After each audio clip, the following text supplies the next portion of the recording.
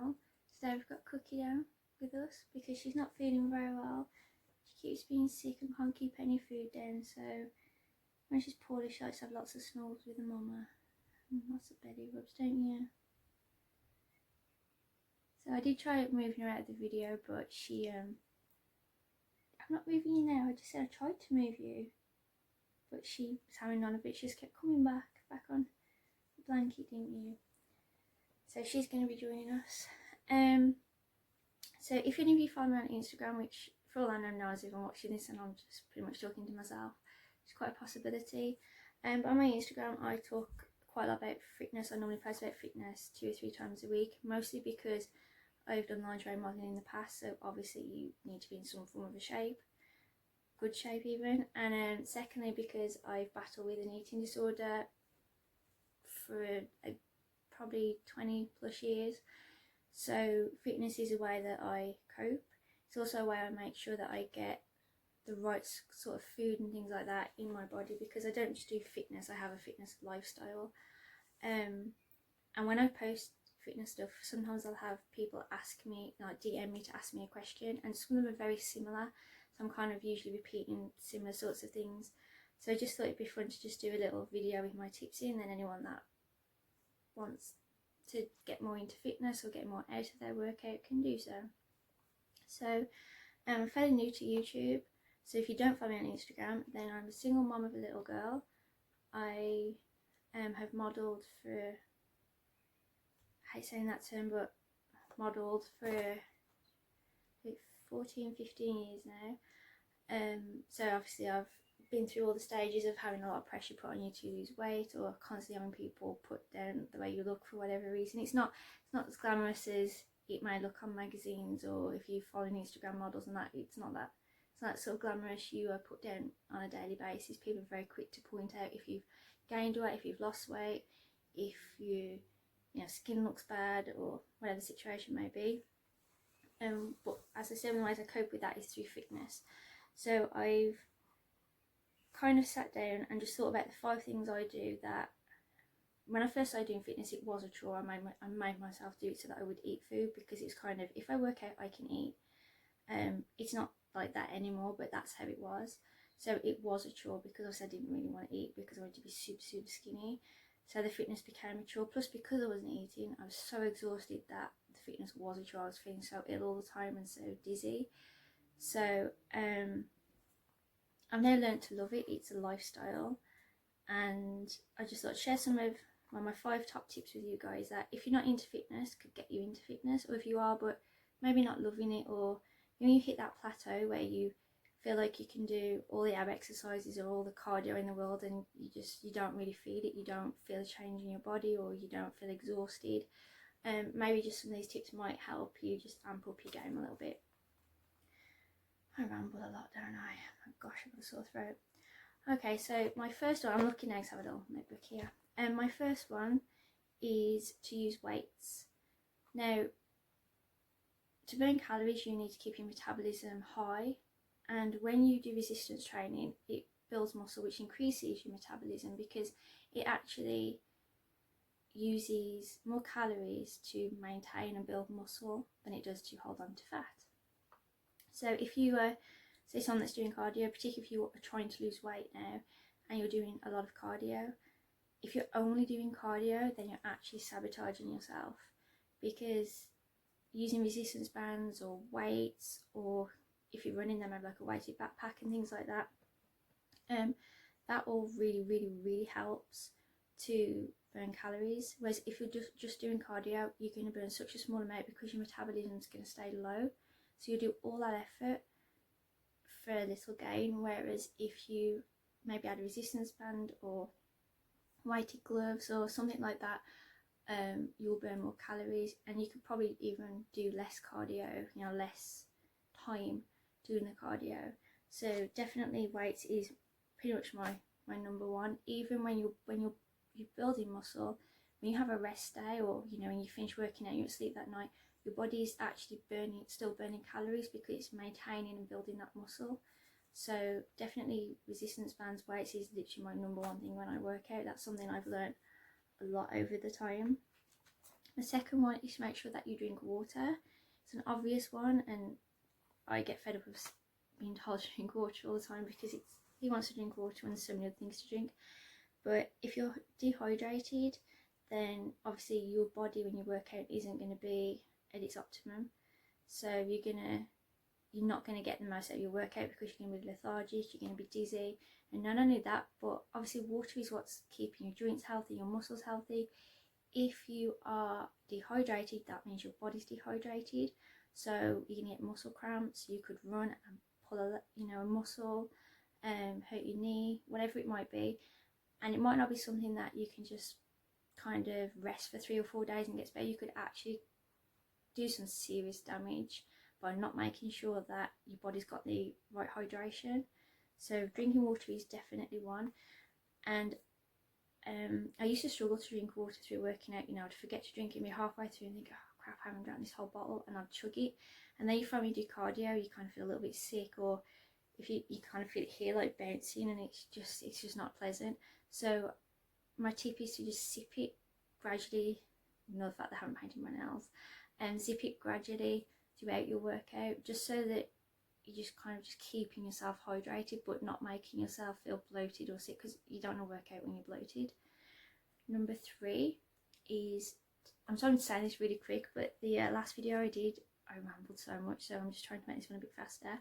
So my third tip is to challenge yourself. If you're into fitness and you do it regularly, you'll know that what you probably first started doing maybe 6 months ago doesn't feel as effective as what you're doing now.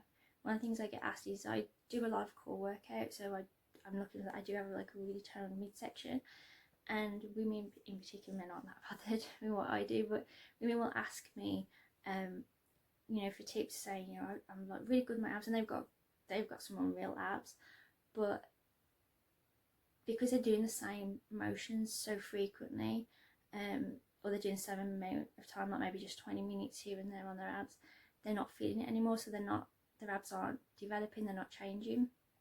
So my tips for that are either increase your reps, or maybe lower your reps, and if you don't already, then add weights or resistance bands. Another thing to do is, I hate running. It's something I despise running. Pilates, yoga, that's my thing. Running I hate. I don't think I'd ever run. So one thing that I will do, it's very, very rare, but I live in a place where there's quite a few football pitches near me, like public football pitches. So when they're not in seasons, because I don't want to be running past a bunch of men playing football, I will make myself maybe once or twice a month go and see how many laps around I can do in like half an hour or something. And that, I dread when that season comes around, because the next day after I've done that, my legs hurt, my back hurts, my butt hurts, my abs kill, my arms, because my body's just, even though it's fit, I work out 5-6 times a week, it's not used to moving in that kind of a way, or not getting so much cardio in that sort of a setting. So that's definitely one thing, is to change it up. Another thing could be, if you're used to lifting weights and things like that, but maybe you're not so into cardio, maybe try something like a dance class, like Zumba or something like that, because it's all about changing the way you usually move your body. If your body's used to moving certain ways, when you then perform those exercises and those movements, it's just not going to feel as intense anymore, because your body's got stronger, which is the aim, right? We don't just want to look good, we want to feel good inside, but you're not going to get the same intensity as you used to. One thing I like to do is, if I'm doing squats, for example, I could probably do about 40 weighted squats before I start to ache. So I will set myself, do 40 or 50, whatever I've got the time for that day. But then every now and again I will make myself go until I physically can't go anymore. And when I'm at that point, you get to the point where your legs are shaking, or your arms are shaking, like you literally feel like you can't lift your leg, or you're not going to be able to lift that, that weight one more time, is that I'm making myself do 5 more. And I'm so sore at the end of it, but I can feel like the sweat dripping off me. I can feel my body shaking so much. I don't even think I can get upstairs later on. But your muscles shake because it's working, because they're being pushed to their limits. So that's what you want to get. You're not going to get it for every workout, because you're obviously going to gain strength as you go along, but try and challenge yourself so that you get that regularly, so that you constantly are staying strong, and your body's, it's almost like making your body keep guessing what's coming next. So that's my third tip. My fourth tip is HIIT training. I used to work out for about an hour to an hour and a half every day, 5 or 6 days a week, and then I have my little girl. And let me tell you, I do not have the time, I do not have the energy. So now my workouts tend to be anywhere between 20 and 40 minutes, usually probably about 20. And I will do a whole body. I can't do an arm day or a leg day. I like to kind of mix it all up, because I can't focus on one thing for 20 minutes, I'd be bored. But the thing with HIIT training is I feel like I look more toned and feel stronger than I did when I used to do all that exercising before. And when I look back at it, I probably wasn't fully working out the whole hour and a half, because I knew when I was 20 minutes into it that I was going for another hour. I don't think I was fully putting in the effort of each movement, because I knew I needed the energy to get to the end. And also, you know, if I stopped to take a drink of water, I would check my phone. If someone's called me, I'd phone them back. So obviously I could be on the phone for 5 or 10 minutes. Now, because there's only 20 minutes, I just set my timer and I just get going. And I find that even if I need the bathroom, I don't go, unless I'm literally going to wet myself. I hold it, because I know I've only got like 6 or 7 more minutes, and like I want to get abs done, and I want to get this done, and I want to get that in. So if you find that you really are struggling to either find time to work out or the motivation, it could just be that your workouts are too long. Definitely do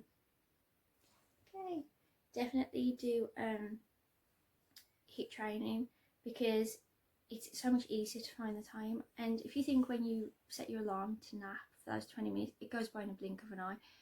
20 minutes of working out will go by so fast, I promise you.